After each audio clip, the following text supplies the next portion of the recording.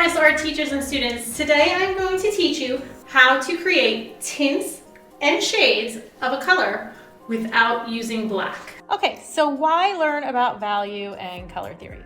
So, what is value? Value is the lightness or darkness of a color. So why do I need to learn this in order to learn how to paint? Well, this is one of the first steps in learning how to paint realistically. Let's take a look at some of these more realistic portrait paintings or even some still life paintings. You'll see that the darks and the lights, the shadows, are what make these paintings really stand out. I love your artwork. Now, can you just add black to a color? Not really. If you take a look at this value scale here, and I added black to the one on the bottom, do you see how it kind of turned green? It really does not look like a shadowy yellow. However, the one on the top is a little bit more true and has a lot more depth and dimension. I'm gonna show you how to create value using the color wheel and just a little bit of color theory and how that can make your paintings look absolutely amazing. But before we get started, I just want to highlight a couple of my favorite artists' artwork real quick. Okay, so this beautiful piece right here is created by one of my favorite artists, Anna. And this is another awesome piece by Anna. She created this with nail polish. How cool is that? So cool! Ooh, don't mind my messy plant here. My almost dying leaf on my plant is by Miss Malin, and she is an amazing artist. Okay, I'm done. Now let's learn how to create value. Let's do it! So as always, it's a great idea to practice. I'd like to have a value scale in front of me so you can kind of gauge. It is also a good idea to have a color wheel so you can really see your colors. And if you're doing this with students, a lot of times they forget and they'll ask a million questions. What's the opposite of this? It's just nice to have it in front of you in case you kind of need reminders. I have a cool red, I have magenta, yellow, a warm yellow, and I have a cool blue. So I am going to mix my colors right over here. We always mix our darker color into our lighter color.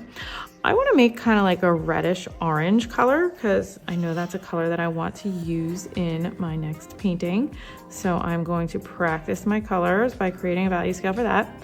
So I'm going to add a tiny bit of red to my yellow. And mix, mix, mix, mix, mix, mix, mix. And kind of see what kind of color that gives me. And all colors are different. Every brand is different. And even within a brand, like for example, if you're using like Liquitex Basics or you're using the Liquitex Professionals, the colors can be really completely different, even though they're the same brand. So you always want to test them. You kind of can't really rely just because like the color says what it is.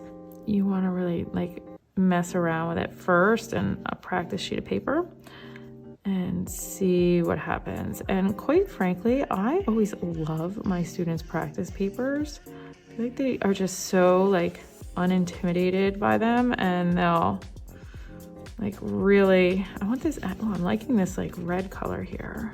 All right, so there is my hue colors. Perfect. Whoa. Whoa.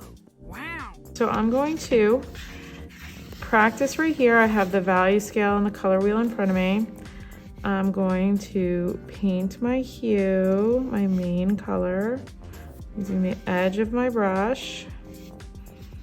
I'm turning my hand, or I'm turning my paper to get a good angle. And we tend to have a steadier hand when we pull downward or when we pull from left to right. Left to right is kind of how we write, so our hand is kind of used to moving that way. So that is a good way to start. Way to go! Okay, so now I want to lighten this color. So I'm going to add some white to my hue. Lightening is the easiest. Ooh, you know what? I just made a little boo-boo there. I think I lightened too much. I need more of that hue color, so I'm gonna have to mix some more of that hue color up in a minute. I should have left some, but learning mistake. Okay, so let's do my tints first, and then I'll do my best to match that. Okay, Okay, so don't do what I just did.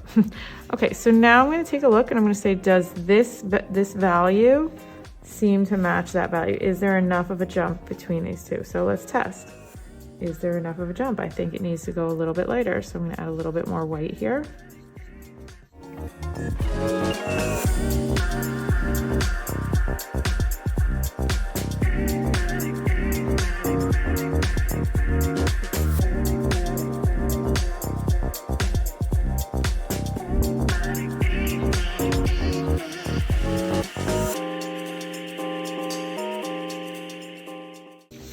Okay, so does that look like, I'm going to compare my edge right here. Does that look like a big enough jump?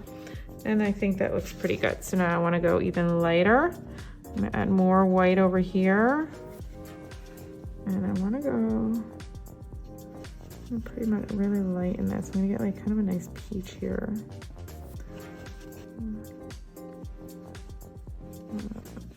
See how the paint is still really streaky? You want to keep kind of mixing. So the paint is starting to goop up on the side of my brush, so I'm going to kind of scoop it down. I don't want to keep like pushing it back up into there. You want to like squeegee it down. All right, so let's see. Does that look light enough like that? I still think that can go a little bit lighter. A little bit more white in there. It's a pretty big jump. I'm going to get that out if that keeps happening, and then scoop it up. All right, let's see what we got. I'm gonna test.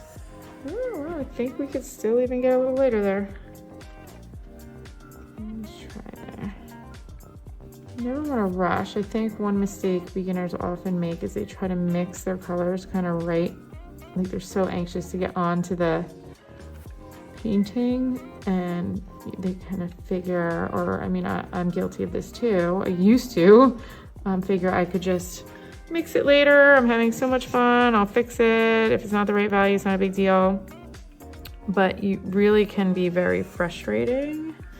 Then you have to go back and you end up like having too many layers of paint, and it just doesn't blend as nicely. So I'm spinning my paper. That's a nice jump right there. Don't want this paint to kind of goop up here. I have a lot of paint on my brush. Nice crisp edge. Oh my. All right, let's pull this down. Pull some of that paint up. There we go. Okay, now I know I want to go lighter, so I'm just going to mix right into this white here. Okay. Oh, there we go. That looks nice. This is a really pretty peach. Really pretty peach. Okay. All right, so on to the shades. So first thing I need to do is wash my brush or get another brush altogether, which is what I'm going to do here.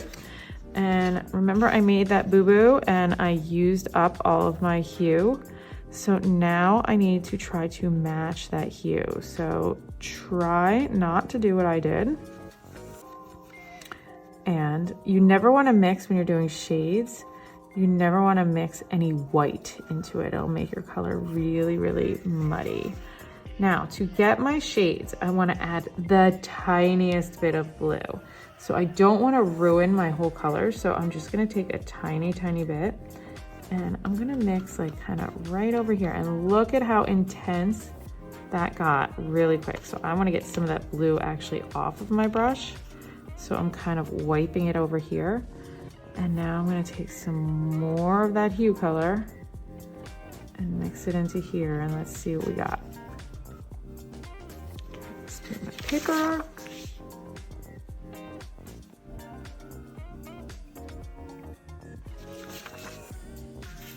Darker tone.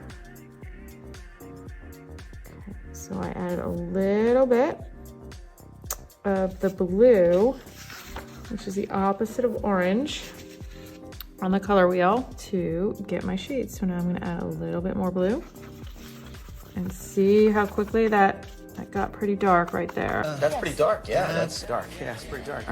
My paint is starting to dry. I'm going to add a tiny bit of water. Not too much because I don't want it to get too watery.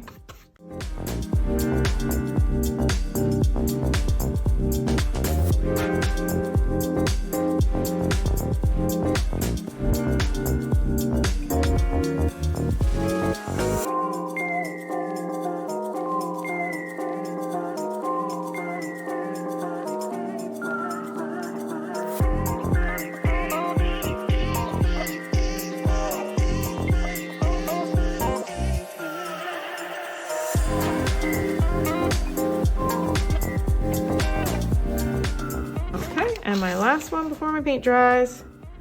Got a little bit more blue in there. Streaky. Kind of avoiding a situation before it happens. So let's see, is that enough contrast or can I go even darker? Let me take a look. I think I can go a tiny bit darker. Let's do it. Let's do it. I think that could be it. See how quickly that paint is drying. Also have some lights shining on my painting here, which is not helping the situation.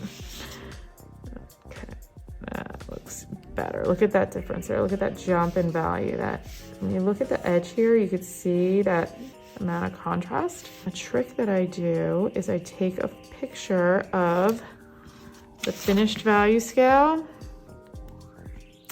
and turn it to black and white. And then I can see a little bit more clearly if my values are jumping correctly. All right, so that looks like a pretty good value scale. I have darker shades of my hue, and I have tints of my hue. Now I will show you how to go on to the painting.